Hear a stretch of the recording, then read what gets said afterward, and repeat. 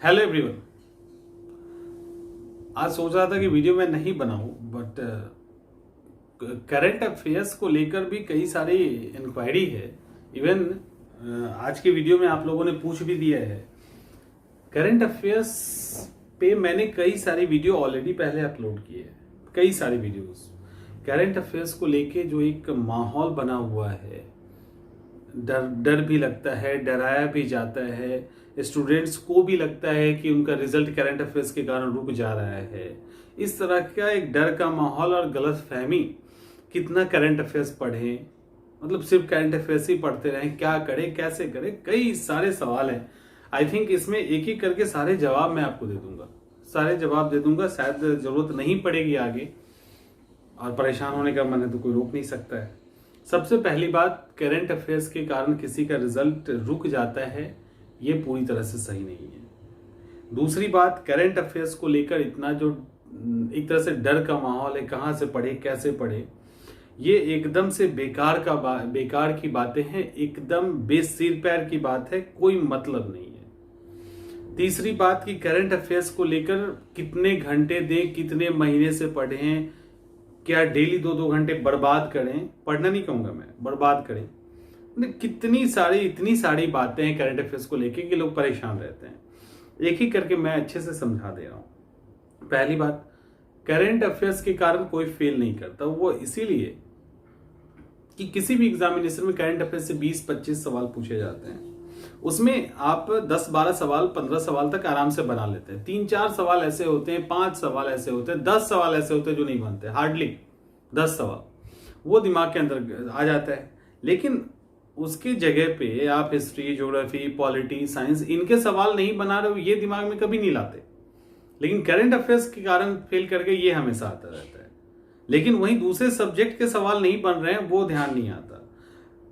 इसके कारण एक माहौल बना दिया जाता है जिसके अंदर नए स्टूडेंट खास करके ट्रैप में फंस जाते हैं।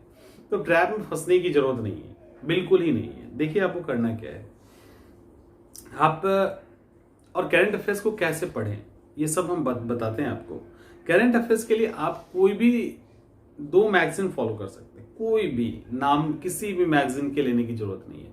करंट अफेयर्स 3 तरीके से तैयार किया जा सकता है, एक डेली बेसिस पर, एक मंथली बेसिस पर, और एक ईयरली बेसिस पे, या एग्जामिनेशन जब होता है उसके पहले 1 महीना पहले। तो आप जहां कंफर्ट है वहीं अपने आप को डाल लीजिए। डेली बेसिस में होता क्या है, न्यूज़पेपर पढ़ रहे हैं, अलग अलग वेबसाइट खंगाल रहे हैं, वहां से जो कंटेंट आ रहा है उसको लिख रहे हैं, तो करीब 2 घंटा, 3 घंटा, कभी कभी 4-4 घंटे निकल जाते हैं उस पेपर को पढ़ते हुए, ये सब करते हुए। तो ये बहुत सटीक तरीका मेरे हिसाब से नहीं है। यहाँ पे आपका टाइम बहुत ज्यादा है, इसके जगह पे आपको बहुत इंटरेस्ट है तो एक सरसरी निगाह से हाफ एन आवर या 1 घंटे के अंदर न्यूज़पेपर साइट्स को पढ़ लीजिए, छोड़ दीजिए पढ़ के। क्योंकि जो इंपॉर्टेंट कंटेंट है वो मैगजीन्स के रूप में, नोट्स के रूप में आपके सामने आ ही जाता है। आज नहीं आता है, 20 दिन बाद आएगा, आ जाएगा। दूसरा तरीका है मंथली, यानी मंथली जो मैगजीन्स आती है उसमें से 2 कोई भी पतली मैगजीन को फॉलो कीजिए। बहुत मोटी नहीं, बहुत कंटेंट हो ऐसा नहीं, कोई भी 2 मैगजीन को, कोई भी 2 मैगजीन को फॉलो कीजिए। जब वो 2 मैगजीन आप फॉलो करेंगे, उसमें से जो इंपॉर्टेंट कंटेंट लगता है, अब सवाल है तो एक तो 2, दूसरा तरीका ये हो गया। तीसरा तरीका, एग्जाम के पहले उस एग्जाम के पॉइंट ऑफ व्यू से जो भी प्रीवियस 1 साल के फैक्ट्स हैं वो एक साथ करंट कंटेंट के रूप में आ जाता है। वहां पे भी 2 या 3 मैगजीन्स को फॉलो कर लेंगे तो आपका कंटेंट वहां भी पूरा हो जाता है। तो आप कंफर्ट कहाँ है एक बार देख लीजिए। लेकिन डेली बेसिस पे करने पे आपका टाइम ज्यादा बर्बाद होगा।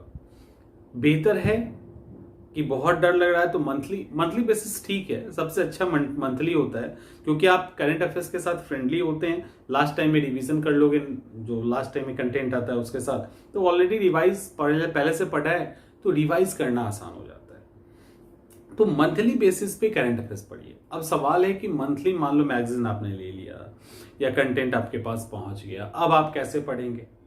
तो होता क्या है कि पहला पेज उठाया और पढ़ना शुरू कर दिया।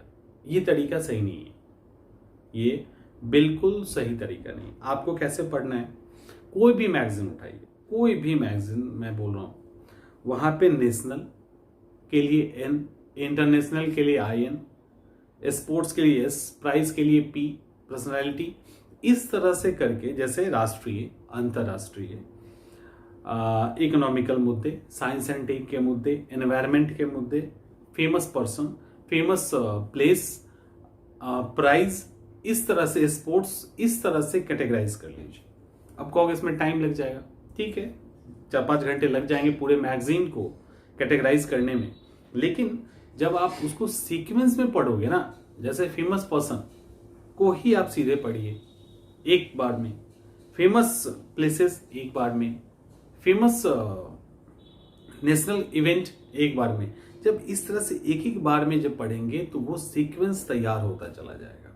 और चूंकि आपके मैगजीन के अंदर ही आपने उस तरह से उसको पॉइंट आउट कर दिया है, तो मान लो कि लास्ट टाइम में आपको 7-8 मैगजीन अगर रिवाइज भी करना पड़े, तो आपको मान लो आज पर्सनालिटी के बारे में पढ़ना है, सीधा उठाओगे पर्सनालिटी पढ़ते हुए निकल जाएंगे, तो फटाफट रिवाइज हो जाएगा।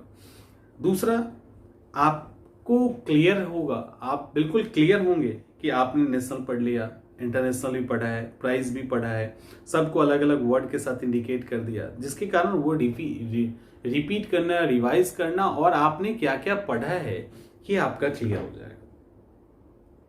तो ये बहुत ही इंपॉर्टेंट है। इस तरह से आप अगर करंट अफेयर्स को फॉलो कर रहे हैं किस मंथ वाइज, तो आप आराम से कर लेंगे। लेकिन कुछ लोग मंथ वाइज भी नहीं कर पाते, तो कोई घबराने की बात नहीं। एग्जामिनेशन के 10 दिन, 15 दिन, 20 दिन पहले बहुत सारी किताबें उस पर्टिकुलर एग्जामिनेशन ओरिएंटेड आ जाती है, जो ईयरली टाइप होती है। 1 साल के इंपॉर्टेंट फैक्ट्स को कलेक्ट कर लिया जाता है। तो वहां पे एक किताब को नहीं लेके चलना है, एक से अधिक बुक्स अगर आप फॉलो कर रहे हैं, एक से अधिक किताब, 2-3 और पतली, ज्यादा मोटी नहीं, उसको फॉलो करके भी अगर वहां आप पढ़ लेते हैं, तब भी आपका काम बन जाएगा। तब भी ऐसा नहीं है कि काम नहीं बनेगा, तब भी काम आप आराम से बना लेंगे। तो इंपॉर्टेंट क्या है कि आप करंट अफेयर्स कैसे पढ़ना चाह रहे हैं। और अब जैसे ही आपने नेशनल इंटरनेशनल इसको पढ़ा और रिवाइज किया, चीजें आसान हो जाएगी, ठीक है। और करंट अफेयर्स को लेकर जो एक डर का माहौल है, उससे बाहर निकलिए, कोई फायदा नहीं है। सिर्फ डर का माहौल है और कुछ नहीं है। और आप लोग खुद भी पैनिक होते हो और उसका फायदा कोई और उठा लेता है और आप ट्रैप में फंस जाते हैं। और उसके अंदर साइकोलॉजिकल प्रेशर होता है, अलग टाइप से तैयारी करने में मन नहीं लगेगा, हमेशा करंट अफेयर्स के पीछे भाग रहे हैं।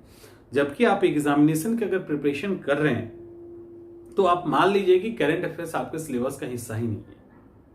आप पहले जो और पार्ट है उसको मजबूत कर लीजिए। जब जो और पार्ट है उसको आप मजबूत कर लेंगे, उसके बाद करंट अफेयर्स पे अप्रोच कीजिए। और तब करंट अफेयर्स पे जब अप्रोच करोगे ना, तब आप आराम से करंट अफेयर्स भी कर लेंगे और जो और पोर्शन है उसको भी कर लेंगे। और ये मतलब करंट अफेयर्स का जो डर है वो खत्म हो जाएगा। और किसी भी मैगजीन को आप फॉलो कीजिए, 2 पतली मैगजीन उठा लीजिए, आपका काम बन जाएगा। कोई भी थोड़ा सा, लेकिन ध्यान ये रखना है थोड़ा डिस्क्रिप्टिव टाइप का हो। एक 1 लाइनर भी चलेगा, दूसरा थोड़ा सा डिस्क्रिप्टिव हो। इतना कर लीजिए, आप आराम से कोई भी एग्जाम क्वालिफाई कर लेंगे।